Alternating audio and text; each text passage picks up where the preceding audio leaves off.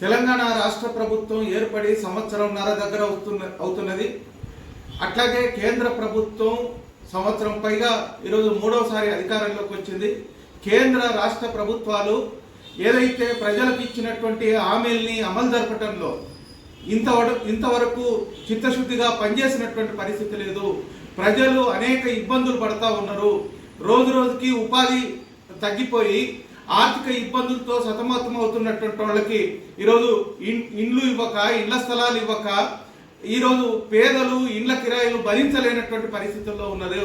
అదేవిధంగా ఎండలు తీవ్రమవుతా ఉన్నాయి, నీటి ఎద్దడి పెరుగుతూ ఉన్నది, తాగునీటి సౌకర్యాన్ని కూడా నోచుకున్నటువంటి అనేక బస్తీలు ఈరోజు గ్రామాల్లో ఉన్నటువంటి పరిస్థితి ఉన్నది. అట్లాగే మురికి కాలువలు, రోడ్లు, విద్యుత్ సదుపాయం లేక అనేక మంది ఇబ్బందులు పడుతున్నటువంటి పరిస్థితి ఉన్నది. రైతులకు ఇచ్చినటువంటి హామీ మేరకు ఈరోజు 2 లక్షల రుణము మాఫీ కానటువంటి వాళ్ళు అనేక మంది ఆఫీసుల చుట్టూ తిరుగుతూ ఉన్నారు.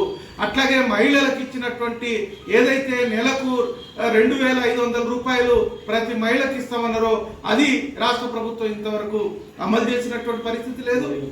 అట్లాగే ఉపాధి హామీ పనులు తగ్గిపోతా ఉన్నాయి, కూలీలకు పని దినాలు తగ్గుతూ ఉన్నాయి.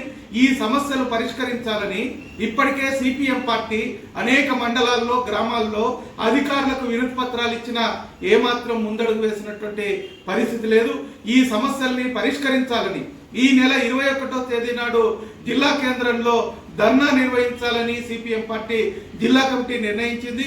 21న జరిగే ధర్నాకి జిల్లాలో ఆయా సమస్యలు ఎదుర్కొంటున్నటువంటి ప్రజలు పెద్ద ఎత్తున పాల్గొని విజయవంతం చేయాలని సిపిఎం పార్టీగా విజ్ఞప్తి చేస్తాం.